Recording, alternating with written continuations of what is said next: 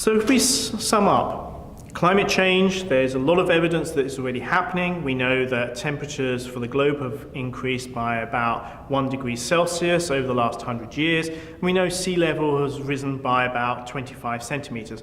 And we have lots of evidence for retreating sea ice in the Arctic, reduced snowfall in the northern hemisphere. And so we have lots of evidence that climate change is already happening.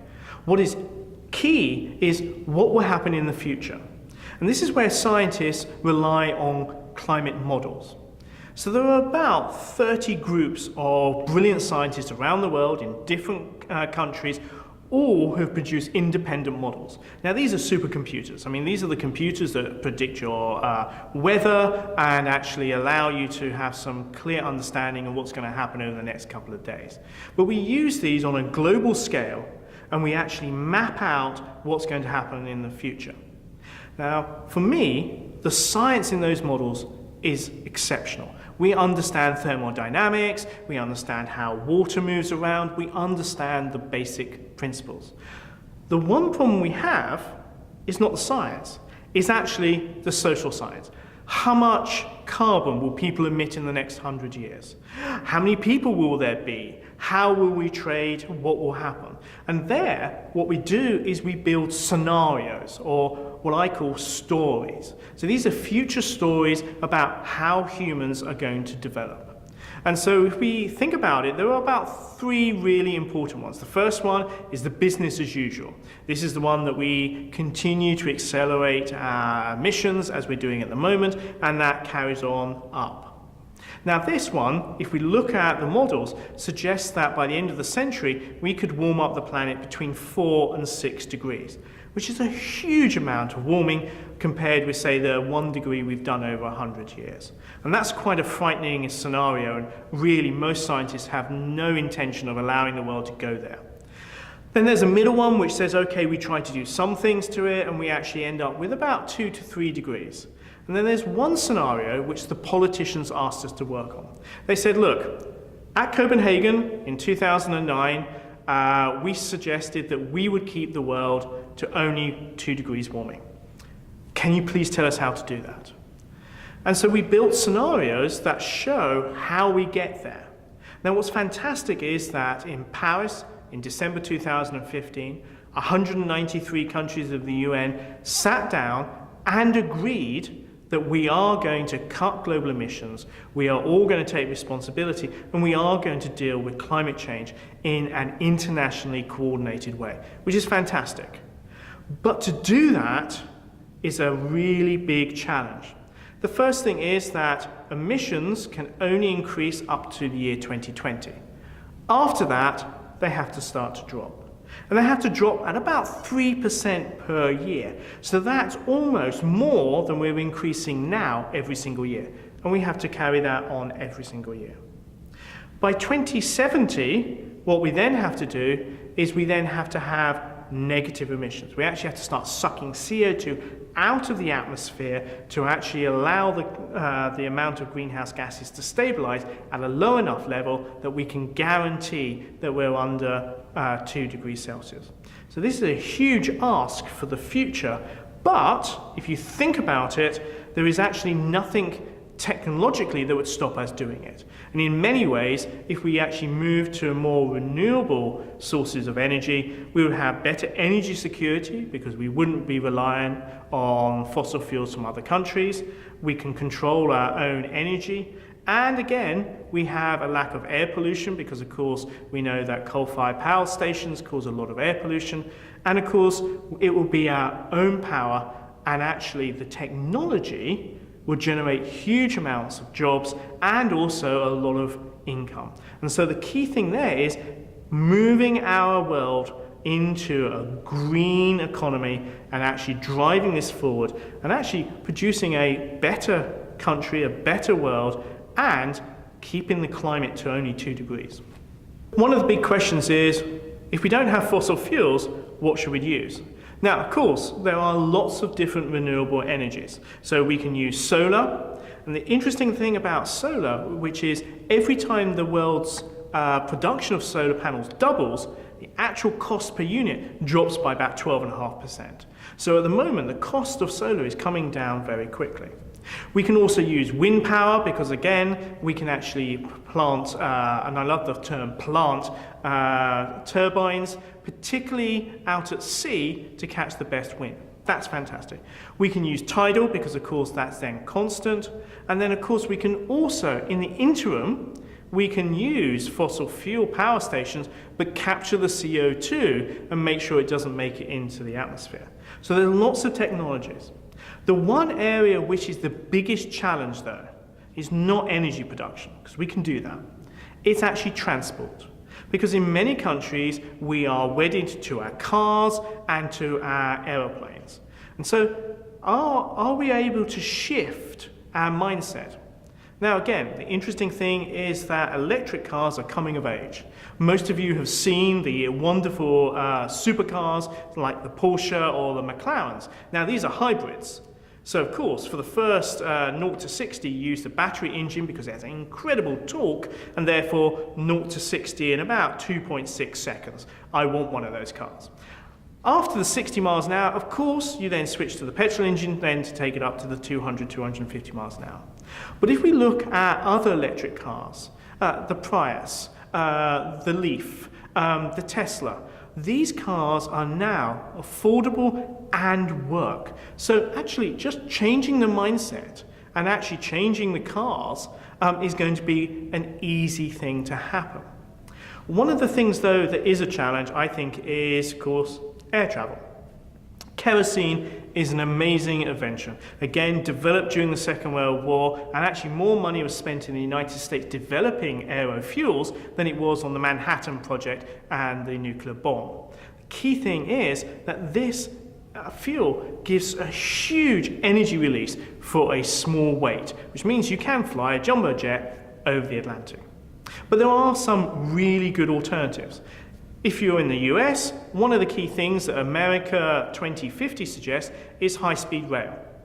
Now, what they've identified is that 8 major city hubs that should act as centers for high-speed trains.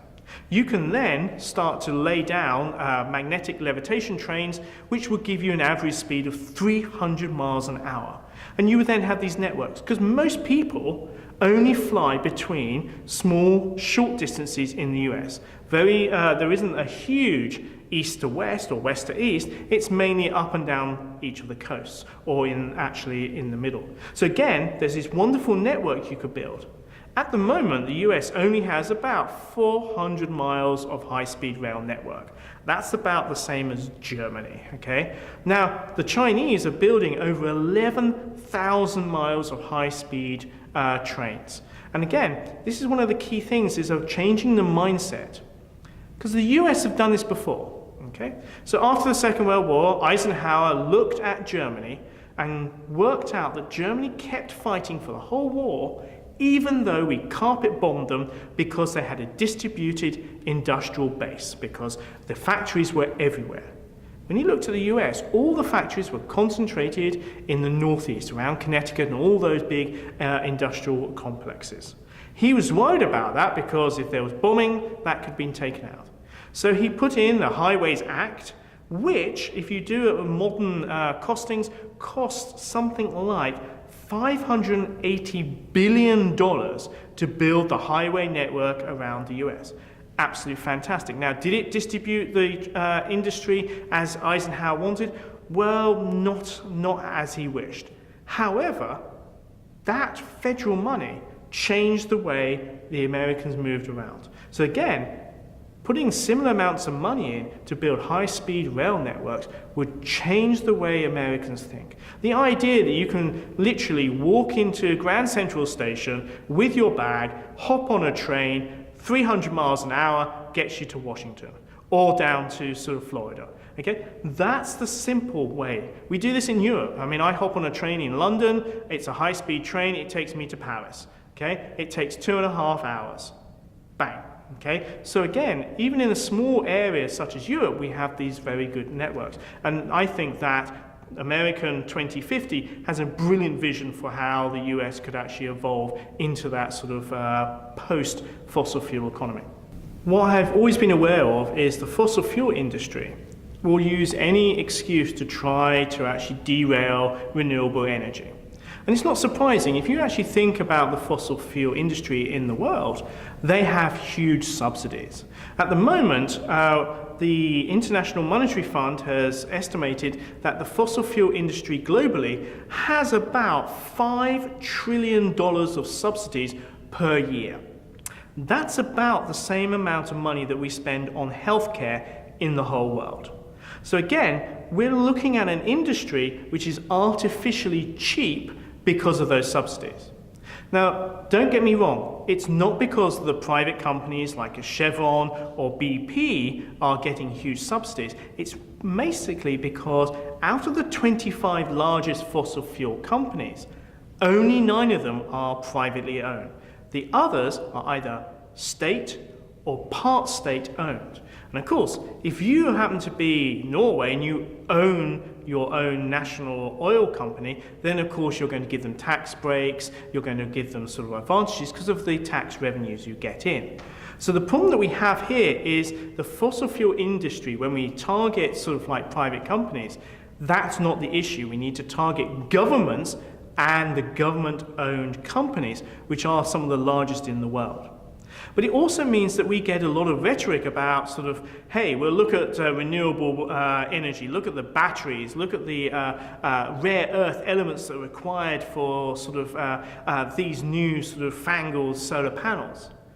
But that's a false economy, because we know that when new technology comes along, at first, of course, we try to actually make it as cheap as possible, and then the price comes down when you start to sell more and more units.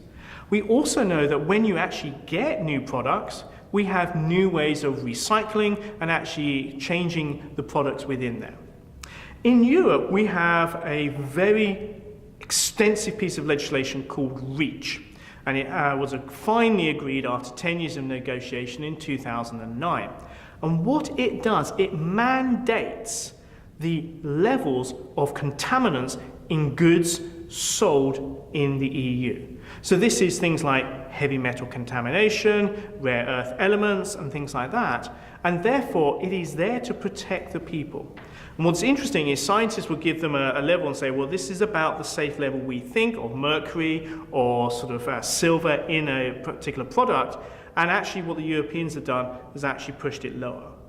Now, this caused consternation in the United States because the US chemical industry sent lobbyists over to Brussels. Unfortunately, us Europeans don't understand lobbying, so of course it had no effect, because it means that any product that is sold in Europe has to abide to these regulations. So if you happen to be an American company, you're producing stuff in America, in South America and Australia, you're putting it all together and then you're putting it into the European market as well as selling everywhere else.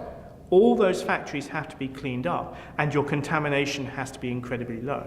So it means that by the back door, Europe has actually helped to start clean up some of these high levels of contaminants that we find in different products. And what is key then is that then goes back to renewables that says, well, hang on, guys. We know that these have particular elements that are required, they have particular things that could be problematic and poisonous, but under the EU regulations, they have to be controlled and recycled and looked after to protect the rest of the environment. What I find sometimes concerning is because there are very strong emotions in climate change and there are very strong and highly paid lobbyists, you get a lot of misinformation. So one of these classic cases is wind turbines kill birds. Now there's a recent study that just came out that actually showed that wind turbines had no effect on golden eagles. Okay? Rigorous, long-term study to actually show that. And actually, one of my friends who used to work for the fossil fuel industry was very cross about this whole rhetoric about wind turbines. He used to work on oil rigs. Now, oil rigs, of course, every so often get permission to flare. And basically what you do is you burn the gas off the top for safety reasons. Now, of course, what it means is that for days and days on end, you have this huge jet of flame coming out of your oil platform, and guess what? It attracts birds. And as he said, basically, they were incinerating hundreds and hundreds of birds every single week. And so a key thing is that when you look at the rhetoric, you have to balance it, because you have to ask, why are these people trying to put you off nice wind turbines out at sea, producing lots of clean electricity that allow you to actually reduce the effects of climate change?